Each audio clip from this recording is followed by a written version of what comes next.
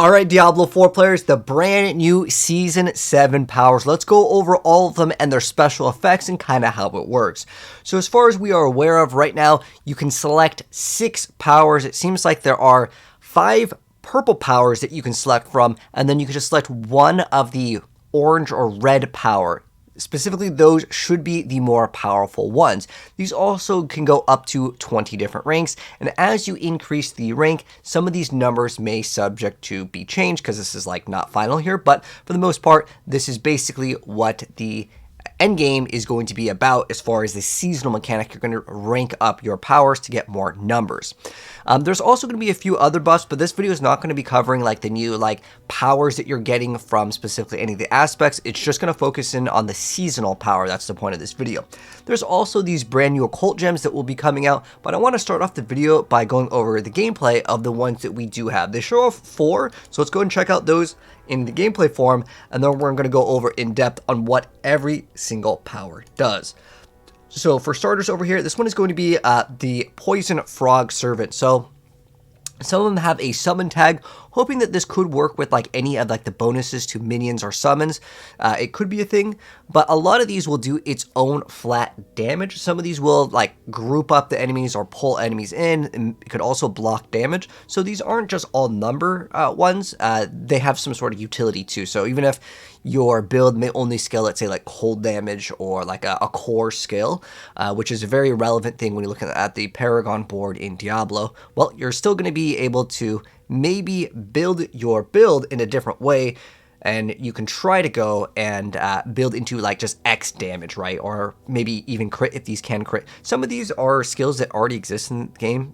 For example, this is Bone Spirit, but it changed its animations. Obviously, it's way faster, and the way that it works is going to be a little bit different. But this is Vengeful Spirit over here, and then we have the Tornado. So if you ever played Diablo 3, the Witch Doctor, yeah, you get it, and it moves around, and yeah, it's going to be pretty cool that it's going to go ahead and pull enemies towards you. So those are the ones that we have gameplay of as of right now, and so I wanted to start off the video with that because that's more exciting than just reading text, but this is part of the video because, well, we don't have gameplay of everything yet. Now keep in mind, some of these may be subject to change, but as far as we are aware of, there's supposed to be over 20 powers is what they said, and I think the number is actually 24 because we have 20 of the purple ones, and then we have one red one that we can equip, which there's 4 different red ones to choose from. So let's go over the special mega, I'm going to call these the ultimate powers, because that way you understand what I'm saying when I say that you can only select one ultimate, and then you get 5 of the normal powers. So in order to unlock these, you're just going to be able to find these little altar things that you have to touch, I guess. That's kind of vague. We'll get more into depth. Let's just go over the effects of the skills for this video, but we can make a guide on where all these little locations are in the future because we don't know where they're at the moment. But that's how you acquire these powers. Anyways, for starters, we have Doom Orb. So it's ability says a ominous orb of pure eldritch energy clears or circles you, damaging any enemy it touches for fire damage. Doom Orb may launch itself at distance enemies before returning. At rank 5, kills or damage to bosses empower the orb's damage by 5%. After 100%, the orb explodes, dealing some sort of amount of damage to nearby enemies before reforming 3 seconds later. Now, some extra bonus utility that you may have, if you're running the Talrasha ring, perhaps these could work off of it so you can get other damage types, there's shadow damage and stuff. So it's not only just for that damage itself, but it could activate some other buffs, which I think is a cool idea if it does do that. And then this one we actually already saw, which is the Tornado, which it says when an enemy is afflicted by both Hex and an Aura effect, a Tornado is summoned, and it's going to pull enemies and do some damage. And then at rank 5, it moves itself towards nearby enemies, which is pretty cool. So this is going to be probably one of the top tier ones so far, and we'll kind of make a quick little overview, as I haven't seen all of these myself, but this one definitely seems to be very powerful. Then we have the Cycle. Dealing any damage with your skills has a 15% chance to grow a flower from the ground. When an enemy is near, the flower deals poison damage to the enemy over 5 seconds. If an ally is near the flower, it heals them for 6% max life. The flower withers away after use. A flower may grow once every 5 seconds. At rank 5, the damage and healing affects all enemies or allies near the flower. Okay. And then we also have Vengeful Spirit, which we did also see gameplay of. It's every 19 seconds a Vengeful Spirit Servant appears for a duration, and then while active, all damage taken is instead taken by the spirit. At rank 5, when the Vengeful Spirit life is fully depleted, it rushes towards up to 8 enemies, dealing 2,000 shadow damage. Hopefully this can be pretty good if maybe you're doing some of the bosses. I know sometimes doing Uber Lilith earlier on, that's like the only area where I'd say maybe some people will try to run this, but for the most part, people really don't care about like damage reduction in terms of like it absorbs for like a short amount of time, unless it's like permanent. I would say so far the best special power is probably the Tornado because it groups up all the enemies for you. We'll go over kind of maybe a tier list in the future here because some of these numbers we just don't know. All right, so those are the 4 ultimate powers that we are aware of right now, and I don't think they meant that we were going to get 20 plus of the orange powers. In total, I think that there's over 20 because they've already shown off all the witchcraft. So unless we're getting another 20 additional powers, that'd be cool. But yeah, this is what we have right now. Anyways, Abyssal Resonance. So every 250 resource spent, it's going to release an explosion dealing some sort of amount of shadow damage. Each explosion triggered within 10 seconds of the last increases the size and the damage by 130, stacking up to 3 times. At rank 10, the third explosion pulls enemies towards you before detonating. This could be pretty good for the Spiritborn with like, you know, the Ring of the Midnight, was it Midnight Hunt or Sun, where it lets you basically get a lot of recovery. You run this with Rod of Kipilike, and man, you're going to be good to go. I think this one's actually really good, specifically for Spiritborn. But anyways, let's continue here because we're going to kind of go over the ones that I think are the best as well. So when you first strike an enemy, this is Aura of Lament. When you first strike an enemy, it is affected with an Aura of Lament that slows it and other nearby enemies by 70%. For each enemy inside Aura of Lament, you gain 1 primary resource each second. If the initial enemy dies, Aura of Lament is passed on to another nearby enemy, retaining the duration. It lasts X seconds. Only 1 enemy may be afflicted at one time, and it may occur every 30 seconds. Only occurring once every 30 seconds? I mean, it does transfer, but what if the enemy, like, there's no more grouping? The fact that it's only 1 primary resource is just simply way too low. I think minimum would be 10 because it's per second, and let's say it like drops off, and then you have to wait 30 seconds. I don't see this one being really that great. That could be pretty bad, but I don't know. Let's go check out the rest. So next up, we have Aura of Misfortune. Enemies near you have a X chance for their attacks to be interrupted. Does not work on bosses, which is the only time it would be really good. At rank 5, Aura of Misfortune increases your movement speed by 5% and slows enemies by 30.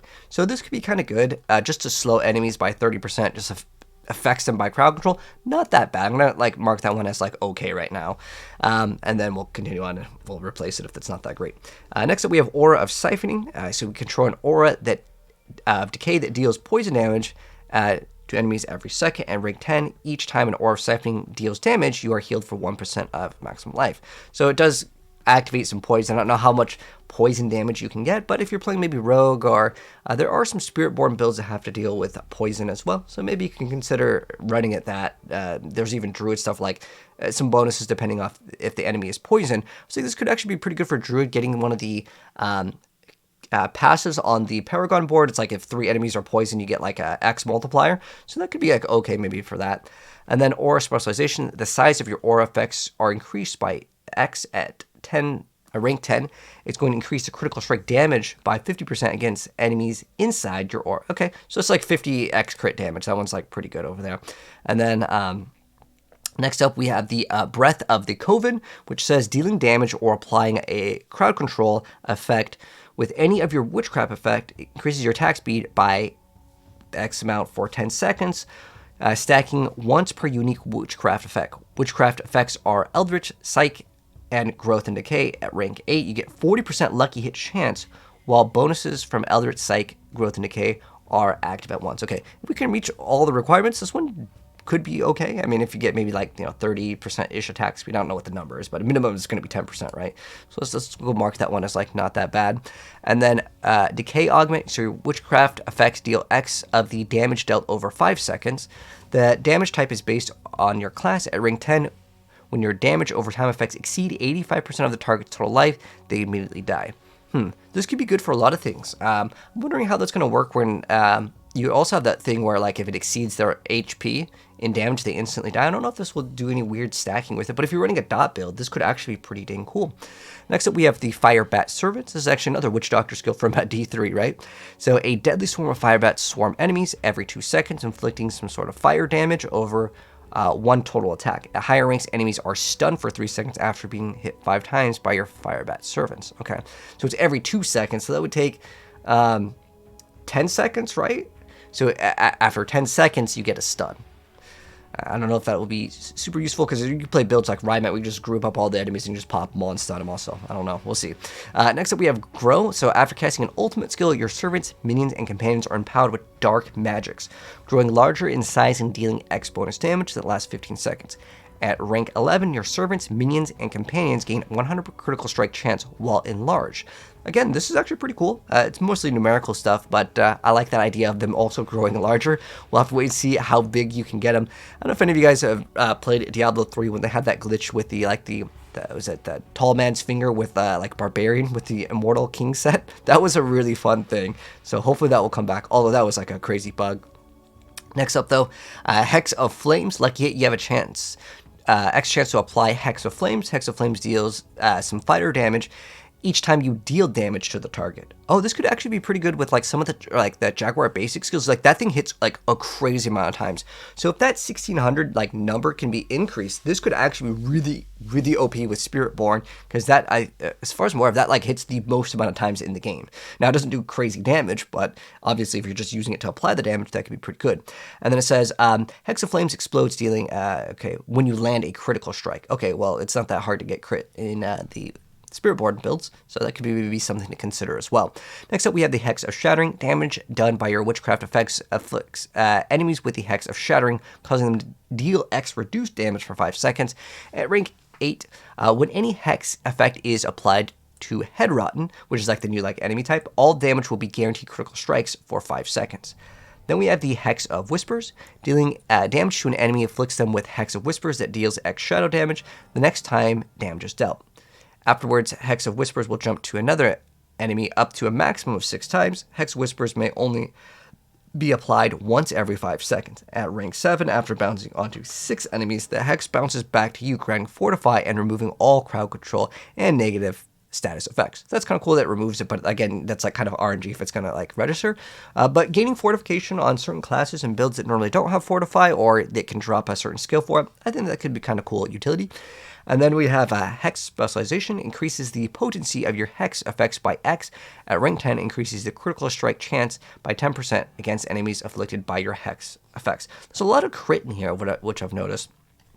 Then we have Lifelink, automatically link your life force with up to 3 nearby enemies. X of the amount damage you take is shared with the linked targets as physical damage. Cannot life link to an enemy players. At rank 15, for 10 seconds after using a defensive, macabre, or subterfuge skill, any linked damage will be guaranteed critical strike. Then we have the Poison Frog Servant. I think we saw this one where it's a little like frog. So it summons a frog servant that attacks and poisons enemies over 3 seconds. On death, the frog explodes violently, dealing some poison damage instantly to nearby enemies. This explosion will always critically strike, which is weird because normally with dots you can't go for like a crit, but like dots can't crit. But anyways, at rank 5, Poison Frogs will pull enemies towards itself and taunt enemies for 1 second. And the next up we have Purging Touch. Eldritch effects X increased damage against Head Rotten. At rank 10, this damage bonus now extends to all monsters. Okay, so just like a flat bonus. I guess it's just Eldritch effects. But yeah. Next up we have Shaken Soul. Eldritch effects apply vulnerable to enemies for X seconds. At rank 10, damage from Psych and Growth and Decay effects will also apply vulnerable at half the duration. Okay, that's kind of cool. For certain classes, they don't have like their exploit glyph doesn't automatically apply vulnerability, so this could be a great source of potentially vulnerability without having to take either that glyph or throwing like chance to inflict vulnerability on your amulet or rings. So that's kind of cool. And then we have Soul Harvest. This is actually another Witch Doctor skill. So feed upon the life force of nearby enemies whenever you use a skill with a cooldown, increasing your primary stat by 3% per monster for X seconds. At rank 9, Soul Harvest does not lose duration so long as enemies are nearby. This could actually be really good. It doesn't say that there's a limit, right? Whenever you use a skill with a cooldown, by 3% per monster for X seconds. This is like actually so busted. This is like 100%. Soul Harvest is like the best thing in the entire game. Now, I guarantee you that right now, this is just like a placeholder. There's no way. It doesn't say it per monster. Yeah, it doesn't say that there's a limit. So if you could keep on stacking this, then yeah, that's pretty busted. It's in every single Witch Doctor build for the most part, but we're not done. We still have 2 more, so let's see what else we have. So Twilight Warding, every X seconds gain a barrier for 5 seconds, absorbing 100 damage. Okay. At rank 12, Twilight Warning reflects enemy projectiles while active. Now, I wonder if that... It doesn't say except for bosses. So if you can reflect the boss projectile, imagine you go into Lilith and you reflect her blood wave and you one-shot her. That's cool, but I guarantee you guys that it won't work against bosses. If it does, though, hey, that's even better. I think that would be pretty cool. Would it be too OP? Probably, but nonetheless, that's a cool one. Next up, we have Wave of Woe. So releasing a Wave of Woe when damaging an enemy with your skills. Wave of Woe deals an additional X shadow damage and echoes this damage to all other nearby enemies of the same type. At rank 5, damage is increased by 15% each time damage is echoed and is guaranteed to echo at least 5 times. May strike the same target multiple times. Huh. Okay, each time you just get to shoot out waves. This genuinely seems really good. Over here, like this one over here where you get the slow, like that's not bad because it's just always like crowd control. I think this one is really good. So far, these are my current favorite ones. I think the one that's going to suck up all of them, the Piranha Tornado, that one for like the legendary power is really good. And then for the small ones, depending on the class that you play, most classes will spend resource, but being able to get this explosion again is going to be really good for the Spiritborn with Radakipi Like. This one I think could be really good for everything. It's just whenever you damage an enemy with any of your skills, so that's pretty much at all times, right? And then this one just extra 50x crit, and then this one over here, it does have like this requirement, so maybe you have to drop something else to get it to run properly, but just a bunch of extra attack speed and a massive amount of lucky hit. And then also with Soul Harvest over here being probably the S tier, the best one in the entire game. Again, I'm just going off of what we see over here, but as far as the best powers for Season 7, this is going to be my recommendation, at least what we have right now. So anyways, let me know, guys, if I missed out on anything that was a really cool combo or something that you guys feel like is the best, but I feel like these are kind of the go-to. Again, this one's kind of more niche for the Spiritborn, but there are other builds that can spend all of the resource. I know the Necromancer definitely wants to be able to spend all the resource for like the Bone Spirit build, so there can be other classes. It's not just Spiritborn, but those are the ones I think are going to be the best powers. But anyways, can't wait to see how we're going to be acquiring these. And if you guys want more updated guides, once Season 7's PTR does launch on December 3rd, I'm going to show you guys a guide on where to get all of the altars, because that's how we unlock the powers. And then obviously we'll show you guys how to rank them up. It looks like you probably rank them up in here. It's almost like a Season 2 and Season 1 combined with the addition of these gems. So these gems, by the way, they're just pretty much numbers. So if we look at them, they didn't show off all of these. We don't have all of these yet, and if we eventually get these, I'll make a dedicated video to show you guys all the brand new gems. But for now, as far as the occult gems go, it's basically a certain damage type. Like, all of these have armor and resistance, so that's the same across the board. And then they have like a tag of like certain skills deal 25 increased damage to hexed enemies. The other one is while you have 3 more Eldritch powers socketed, you can get extra movement speed and extra crit. The other one for Dust Tone, for each of your auras and hexes and enemies afflicted by, they're going to take 4% increased damage by you. I can't really make a tier list and show you guys the best ones because this is what we have right now. But again, I'll update you guys in the future with that. So if you're new here and you want to see an updated guide for all of the gems, hit subscribe, turn the bell, and you'll definitely see it very soon. But take care, and let me know again which one you guys think is the best. But take care. Peace out.